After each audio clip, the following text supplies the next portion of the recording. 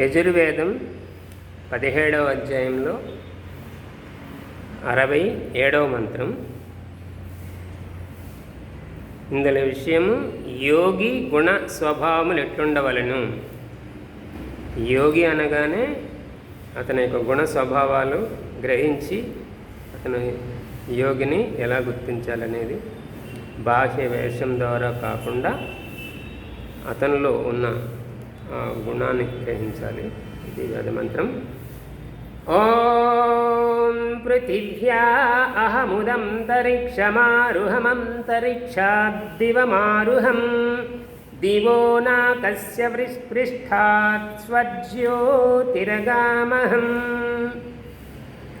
ఓ మనుజులారా, యోగ అంగానుష్ఠానమునర్చిన వాడను, ధారణ ధ్యాన సమాధులలో పరిపూర్ణుడను, సంయమ సిద్ధుడను అగు నేను ఎటుల పృథివ్యాహ భూమండలము నుండి అంతరిక్షం ఆకాశమునకు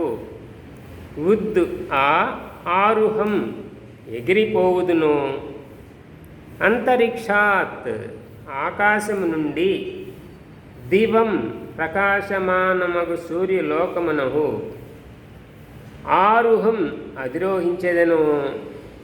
నాకస్య సుఖము చేకూర్చున్నది, దివః ప్రకాశవంతమగునది, ఆ సూర్యలోకము యొక్క పృష్ఠాత్ సమీపము నుండి స్వహ అత్యంత సుఖమును, జ్యోతి జ్ఞాన ప్రకాశమును, అహం నేను అగాం పొందుదును, అటుల మీరును ఆచరించుడు. ఇది ఇందులో ఉన్న పదార్థము, ప్రతి పదార్థము. ఇందులో యోగి యొక్క స్థితి చెప్తున్నారు. ఆ యోగి దాని యొక్క ధారణ ధ్యాన సమాధులంటే దీన్ని సమాహిత స్థితి అంటారు యోగ దర్శనంలో. ఈ సమాహిత స్థితిని పొందినప్పుడు అతనిలో కలిగిన పరిపూర్ణత కారణంగా సంయమం సిద్ధించి అతడు ఏ లోకాలలో గమనం చేస్తాడు అంటే అతని యొక్క ఆ మేధస్సు, అతని యొక్క జ్ఞాన సంపత్తి ఎంతగా వృద్ధి చెందుతుందో, అతనికి తెలియని విషయం అంటూ ఏముండదు, అన్ని ఇతర లోకాల విషయాలు కూడా తెలుస్తుంటాయి. ఆ స్థితిని పొందుతాడు, అతడే యోగి. అలాగే భావార్థము, మనుజుడు ఎప్పుడు తన ఆత్మతో పాటు పరమాత్మ ప్రాప్తి పొందుచున్నాడో అప్పుడు అతనికి అణిమాది సిద్ధులు లభించుచున్నవి. తదనంతరము అవ్యాహ గతితో అభీష్ట స్థానములకు పోగలుగుచున్నాడు, ఇంకొక విధముగా పోజాలడు. ఇది ఈ మంత్రంలో భావార్థము. ఇక్కడ యోగ దర్శనంలో 4 పాదాలు ఉంటాయి.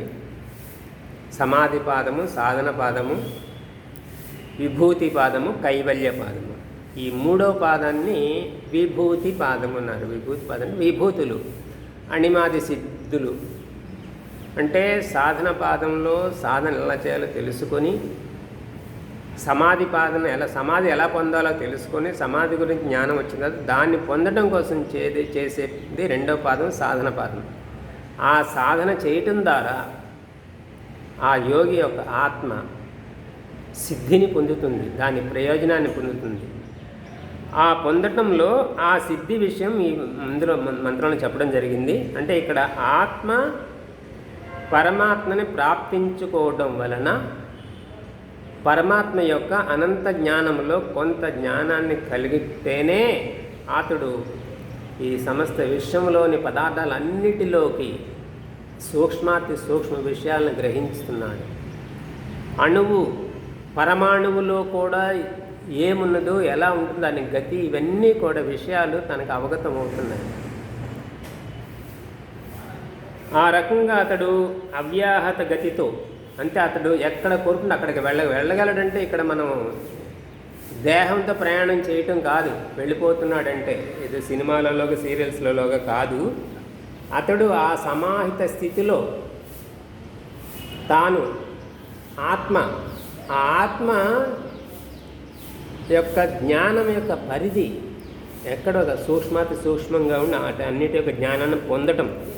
అక్కడికి వెళ్తున్నాడంటే దాని యొక్క ఎక్కడికైతే ఏ విషయం తెలుసుకోవాలనుకుంటున్నాడో ఆ విషయం గురించి సంపూర్ణంగా అతను గ్రహించగలుగుతాడనమాట.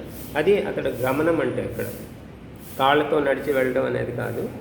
ఇది ఈ విభూతి పాదం విషయం తెలిసింది. అయితే ఇక్కడ విభూతి విషయం పతంజలి మహర్షి విభూతుల దగ్గర మనిషి ఆగిపోకూడదు, ఆగిపోయినట్లయితే అతడు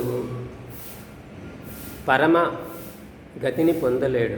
పరమగతి అంటే దాని తర్వాత కైవల్య స్థితి, కేవల సుఖము, పరమాత్మకి ఆనందం, అదే మోక్ష ప్రాప్తి. మోక్షాన్ని పొందాలంటే అతడు ఈ అణిమాది సిద్ధుల యొక్క మోహంలో పడిపోతే అక్కడితో ఆగిపోతాడు, పరమాత్మను పొందలేడు. కాకపోతే ఈ అణిమాది సిద్ధులను ఏమేంటంటే తనకు వెళ్ళే మార్గంలో తనలో వచ్చే మార్పులు, తన యొక్క ఆ యోగ ఉన్నతి, యోగాభ్యాసంలో తనలో కలిగిన ఉన్నతి అనేది ఆ సిద్ధుల ద్వారా తెలుస్తుంది. అంతే, దాన్ని విడిచిపెట్టి ఇంకా ముందుకు వెళ్ళిపోవాలి. ఇది ఈ మంత్రంలో యోగి గుణ స్వభావం అలా ఉండాలి. ఓం